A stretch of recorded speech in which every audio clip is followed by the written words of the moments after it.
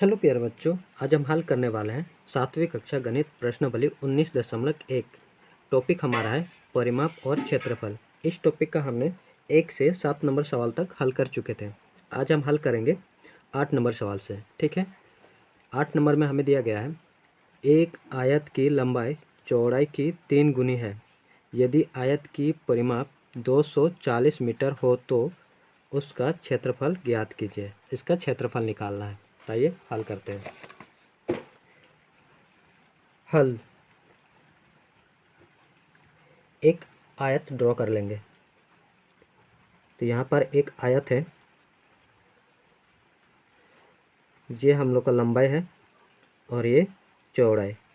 हमें कहा गया है आयत की लंबाई चौड़ाई की 3 गुनी है। ठीक है, तो हम चौड़ाई को मान लेते हैं x।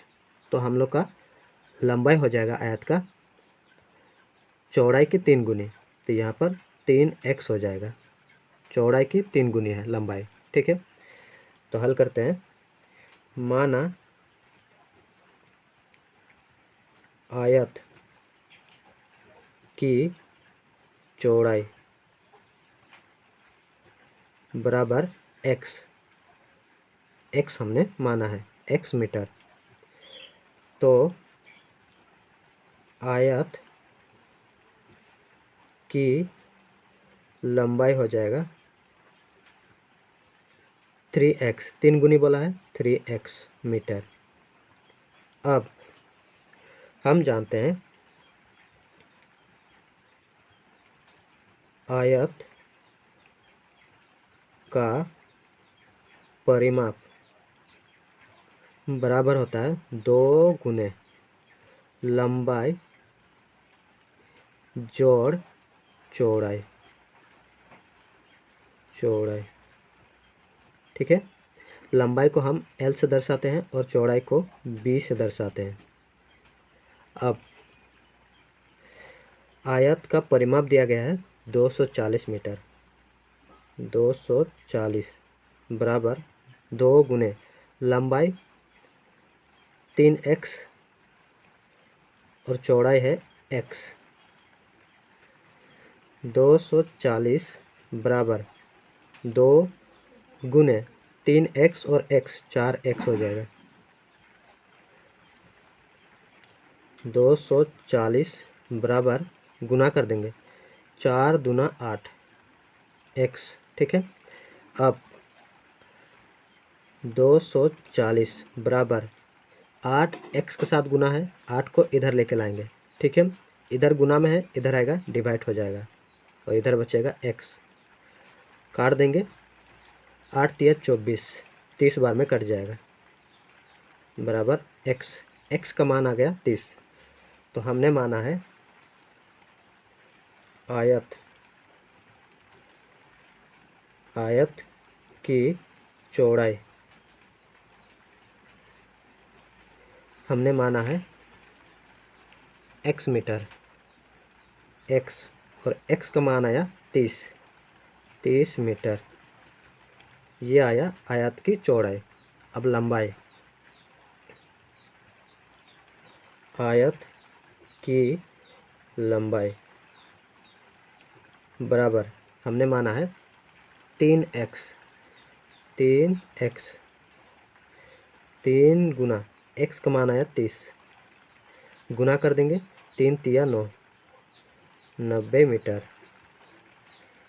अब आयत का क्षेत्रफल बराबर क्या होता है, लंबाई गुने चौड़ाई। लंबाई को L से दिखाते हैं और चौड़ाई को B से। लंबाई है, निकाले हैं लंबाई, आयत की लंबाई 90 मीटर गुना और चौड़ाई 30 मीटर, गुना कर देंगे, 9 तिया 27 और 2 जीरो वर्ग मीटर। ये हमारा उत्तर हो जाएगा।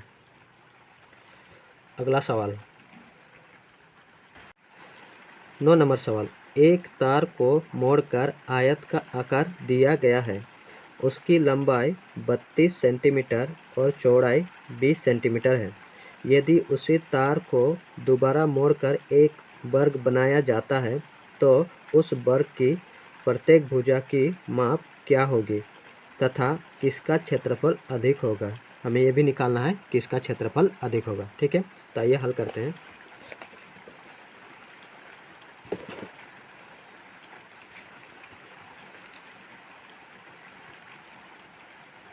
नौ नंबर सवाल हल। मान लेते हैं ये एक तार है, ठीक है। इसका जो लंबाई हमें दिया गया है 32 सेंटीमीटर और इस तार का जो चौड़ाई है हमें दिया गया है 20 सेंटीमीटर, ठीक है। इसी तार को मोड़कर एक आयत बनाया जाता है। मान लेते हैं ये वाला आयत बनाया जाता है इसी तार को मोड़कर, और इसी आयत को फिर से दोबारा से मोड़कर एक वर्ग बनाया जाता है, ठीक है। वर्ग का क्या होता है, चारों भुजा बराबर होता है, ठीक है। चारों भुजा बराबर होता है और आयत का आमने सामने का भुजा बराबर होता है। ये वाला भुजा इसके बराबर होगा और ये वाला भुजा इसके बराबर होगा, ठीक है। अब दोनों का क्षेत्रफल निकालना है और हमें बताना है कि किसका क्षेत्रफल अधिक है, ठीक है। एक बात हमेशा याद रखिएगा, जो परिमाप है परिमाप दोनों का सेम होगा। आयत का परिमाप जितना होगा उतना ही वर्ग का भी परिमाप होगा, ठीक है। इस बात को याद रखिएगा। तो आइए पहले क्षेत्रफल निकाल लेते हैं आयत का। हल दिया है आयत का लंबाई हमें दिया गया है 32 सेंटीमीटर और आयत का चौड़ाई 20 सेंटीमीटर, ये हमें दिया गया है। अब आयत का क्षेत्रफल बराबर लंबाई गुने चौड़ाई। लंबाई को L से दर्शाते हैं और चौड़ाई को 20 से। L है 32 और B है 20, ठीक है। अब गुना कर देंगे, 2 दूना 4, 3 दूना 6 और 0, 640 वर्ग सेंटीमीटर, ठीक है। ये आया आयत का क्षेत्रफल। अब आयत का परिमाप भी निकाल लेते हैं, ठीक है। आयत का परिमाप भी आ जाएगा, तो यहाँ पर आयत का परिमाप बराबर होता है 2 गुने L लंबाई प्लस B होता है चौड़ाई। 2 गुने L 32 और B है 20, ठीक है। 2 गुने जोड़ देंगे, 2 और 3 2 5, 52, 2 दूना 4 और 5 दूना 10, 104 सेंटीमीटर। ये आया आयत का परिमाप। और हम लोग अभी डिस्कस कर चुके थे कि परिमाप दोनों का सेम होता है। आयत का जितना परिमाप होगा उतना ही वर्ग का भी परिमाप होगा, ठीक है। तो हम वर्ग का भुजा आसानी से निकाल सकते हैं, ठीक है। कहाँ से निकालेंगे, तो हम निकालेंगे इस परिमाप से। तो हम यहाँ पर लिखेंगे वर्ग का परिमाप बराबर होता है 4a, ठीक है। a होता है भुजा, वर्ग का परिमाप हो जाएगा 104, क्योंकि आयत का परिमाप वर्ग के परिमाप के बराबर होगा। तो यहाँ पर 104 बराबर 4 गुने ए। हमें ए का मान निकालना है। ए होता है भुजा। तो यहाँ पर 104 बराबर 4 ए के साथ गुना है, इधर आएगा डिवाइड और इधर ए। ठीक है, भाग कर देंगे तो यहाँ पर काटेंगे 4 दूना 8 8 होगा, फिर 2 शिफ्ट होगा 24, 4 छके 24, 26 आएगा। ए का मान आ जाएगा 26। ए का मान आ गया, यानी भुजा का मान आ गया। अब हम आसानी से वर्ग का क्षेत्रफल निकाल सकते हैं। तो यहाँ पर वर्ग का क्षेत्रफल बराबर भुजा का स्क्वायर यानी ए का स्क्वायर होता है। ठीक है, भुजा मतलब ए। ठीक है, तो भुजा का स्क्वायर, भुजा आया 26 का स्क्वायर। अब 26 का स्क्वायर है, 26 को 2 बार गुना कर देंगे। अब यहाँ पर गुना करते हैं 26 और 26 को गुना कर देंगे। 36, 36 का 6, 3 हासिल, 6 दूना 12, 12 और 3 12, 13, 14, 15, 6 दूना 12, 1 हासिल, 2 दूना 4, 4 1 5, 6 7 6, 676 वर्ग सेंटीमीटर। ये आया वर्ग का क्षेत्रफल। और हमने आयत का क्षेत्रफल निकाला है। आयत का क्षेत्रफल 640 और वर्ग का क्षेत्रफल 676। किसका क्षेत्रफल अधिक है? वर्ग का क्षेत्रफल अधिक है। तो यहाँ पर हम लिखेंगे अतः वर्ग का क्षेत्रफल अधिक है। ये हमारा उत्तर हो जाएगा। 10 नंबर सवाल को देखेंगे। 10वां नंबर, आयत का क्षेत्रफल ज्ञात कीजिए जबकि उसकी एक भुजा 35 सेंटीमीटर तथा बेकन 37 सेंटीमीटर हो। तो हल करते हैं। आयत का क्षेत्रफल निकालना है। 10वां नंबर हल। तो सबसे पहले हम एक आयत ड्रॉ कर लेते हैं। मान लेते हैं ये हमारा आयत है। अब हमें एक भुजा का मान दिया गया है 35 सेंटीमीटर और दूसरा हमें बी कर्ण दिया गया है। बी कर्ण दिया गया है इसीलिए, और वो एक भुजा हो जाएगा लंबाई, यानी लंबाई का मान हमें दिया गया है 35 सेंटीमीटर। और बी कर्ण, इसे हम कहते हैं बी कर्ण, इसका मान दिया गया है 37 सेंटीमीटर।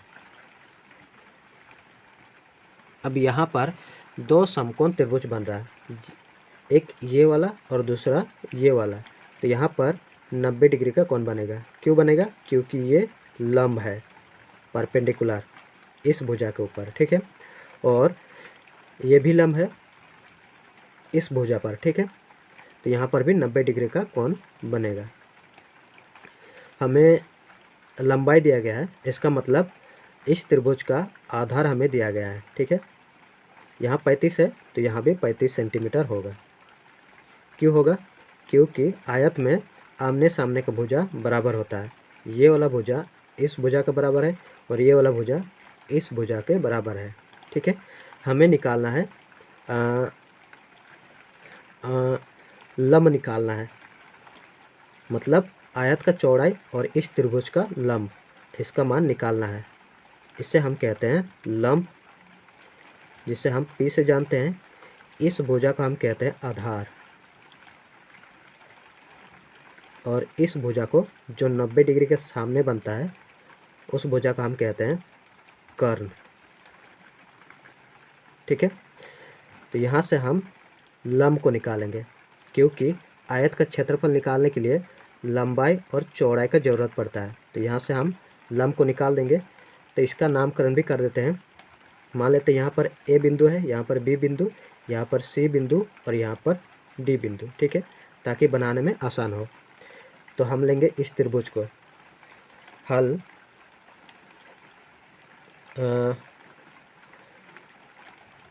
समकोण त्रिभुज बन रहा है। तो समकोण त्रिभुज बी सी डी में कोण यहाँ पर बन रहा है, यानी सी बिंदु पर बन रहा है, इसीलिए सी को हम बीच में रखते हैं। तो यहाँ पर समकोण त्रिभुज बी सी डी में पाइथागोरस प्रमेय से, पाइथागोरस प्रमेय, ये एक सूत्र होता है प्रमेय से, इसकी सहायता से हम कर्ण का मान भी निकाल सकते हैं, लंब का मान भी निकाल सकते हैं और आधार का मान भी निकाल सकते हैं। हमें निकालना है लंब का मान। तो यहाँ पर लंब स्क्वायर होगा, लंब का स्क्वायर बराबर कर्ण का स्क्वायर माइनस आधार का स्क्वायर, जब भी हम लंब और आधार निकालेंगे तो ये बीच में माइनस चिन्ह रहेगा, लेकिन जब हम कर्ण का मान निकालेंगे तब यहाँ प्लस चिन्ह रहेगा, ठीक है। यहाँ पर लंब का स्क्वायर है, हमें निकालना है लंब का मान निकालना है। यहाँ से स्क्वायर हटाएंगे तो इधर एक रूट लगेगा, अंडर रूट, कर्ण का स्क्वायर माइनस आधार का स्क्वायर, अब कर्ण का मान है 37 माइनस आधार है 35 स्क्वायर है, यहाँ भी स्क्वायर है, स्क्वायर लगा देंगे।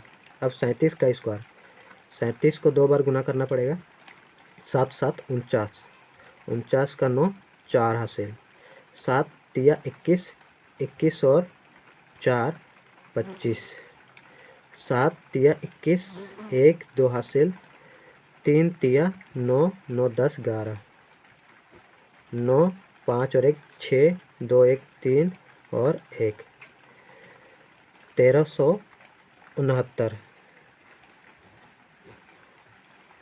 1369 माइनस 35 का स्क्वायर। अब 35 को 2 बार गुना कर देंगे, 5 5 25 2 हासिल, 5 तिया 15 16 17, 5 तिया 15 15 5 1 हासिल, 3 तिया 9 9 1 10। अब जोड़ देंगे, 5 7 5 12 2 हासिल, 2 1 हासिल, 1 और 1 2 और 1 1225।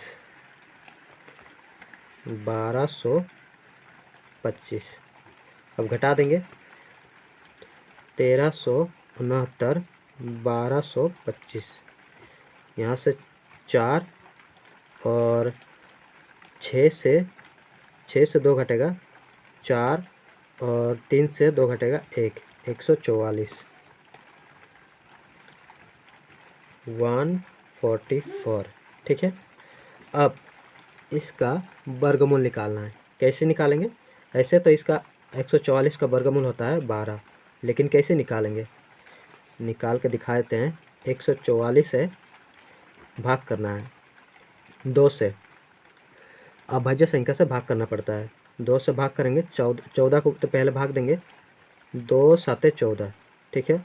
2 2 दूना 4, 2 से भाग देंगे, 2 तिया 6, यहाँ से 1 बचेगा, आगे चला जाएगा 12, 2 2 छके 12, फिर 3 से, 2 से भी चला जाएगा, 3 से भाग देते हैं, 3 एकम 3, 3 दूना 6, फिर चला जाएगा 3 से, 3 चौके 12, फिर 2 से चला जाएगा 2, फिर 2 से चला जाएगा 1 बार।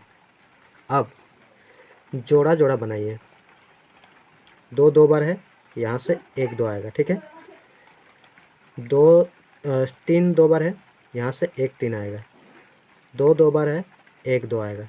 अब इसको गुना कर दीजिए, 3 दूना 6, 6 दूना 12, कितना आएगा 12। √144 का वर्गमूल 12, यानी लम का मान आया। अब वैल्यू पुट कर देंगे, लम का मान आया 12। अब आयत का लंबाई भी आया और चौड़ाई भी आया। अब निकाल देंगे क्षेत्रफल।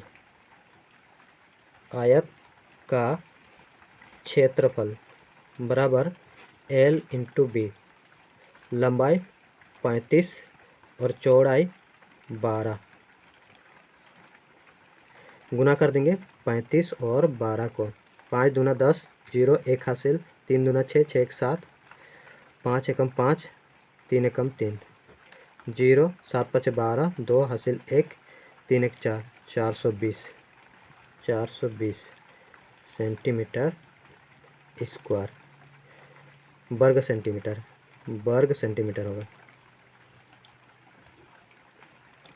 वर्ग सेंटीमीटर। ये हमारा उत्तर हो जाएगा। 11 नंबर सवाल, 16,900 मीटर स्क्वायर क्षेत्रफल वाले वर्ग का विकर्ण ज्ञात कीजिए। हमें वर्ग का विकर्ण निकालना है, तो सबसे पहले हमें भुजा का मान निकालना होगा। ठीक है, तो आइए पहले भुजा का मान निकाल लेते हैं।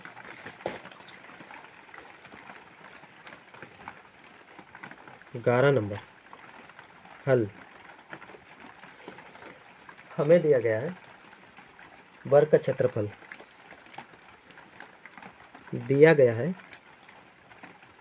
वर्ग का क्षेत्रफल बराबर दिया गया है 16,900 मीटर का स्क्वायर, ये हमें दिया गया है। ठीक है, मान लेते हैं ये एक वर्ग है और ये भुजा को हम ए से जानते हैं। वर्ग का सभी भुजा बराबर होता है। ये ए है तो ये भी ए होगा, ये भी ए होगा और ये भी ए होगा। ठीक है, हमें क्षेत्रफल, इसका क्षेत्रफल दिया गया है 16,900। ठीक है, क्षेत्रफल दिया गया है, हमें निकालना है विकर्ण का मान, यानी इसका मान निकालना है। ठीक है, अर्थात √2a का मान निकालना है। तो ये निकालते हैं।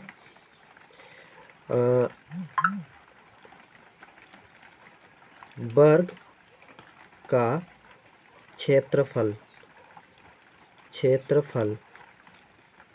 बराबर होता है भुजा का स्क्वायर, यानी ए का स्क्वायर होता है। ठीक है, ए होता है भुजा का स्क्वायर।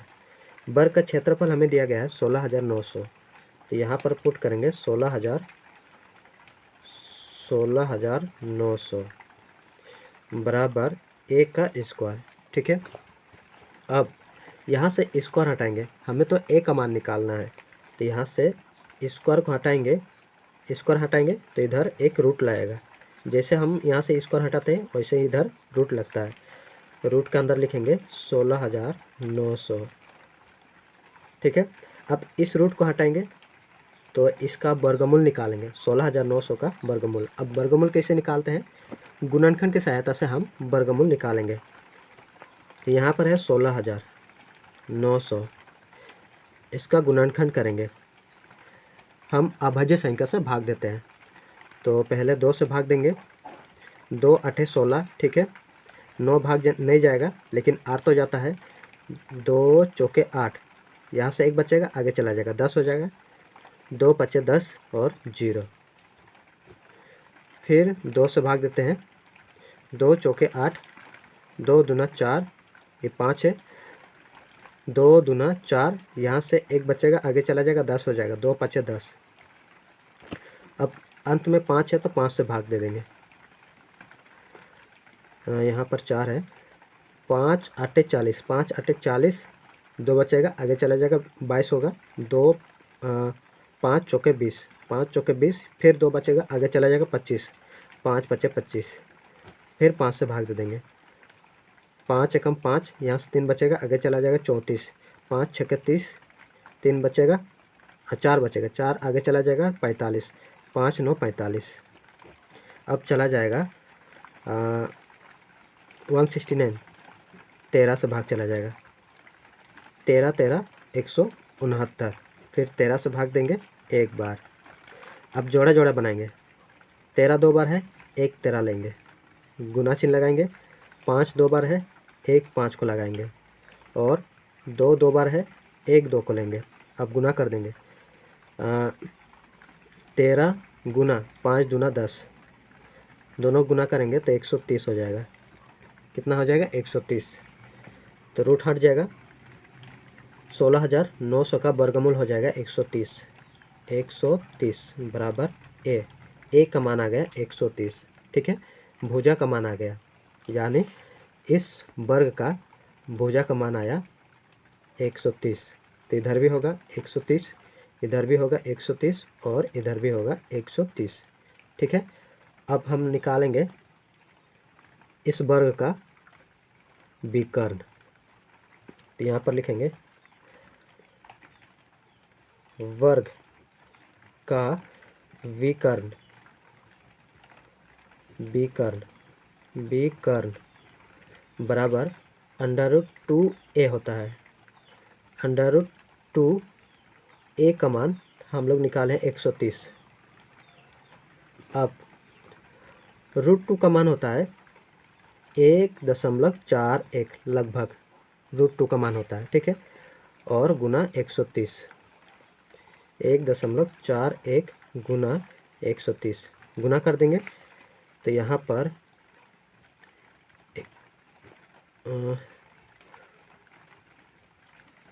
130, 0 से 1 को गुना करेंगे, 0 ही होगा, 0 ही होगा, 0 ही होगा। 3 एकम 3, 3 चौके 12, 12 का 2, 3 चौके 12, 12 का 2 हासिल 1, 3 एकम 3, 3 एक 4, 1 एकम 1, 1 एकम 1, 4 एकम 4, और 1 एकम 1। अब जोड़ देंगे 0 3 2 1 3, 4 4 8 और 1। ठीक है, अब यहाँ पर देखेंगे दो संख्या से पहले दशमलव है, 1 2, दो संख्या से पहले दशमलव है, तो हम लोग दो संख्या से पहले दशमलव लगा देंगे। 1 2 यहाँ पर दशमलव, दशमलव के बाद 0 को नहीं लिखते हैं, तो यहाँ पर उत्तर हो जाएगा 183.3। ये हमारा उत्तर हो जाएगा 183.3, ये हमारा उत्तर हो जाएगा। यहाँ पर मीटर लगभग में 183.3, यहाँ पर मीटर।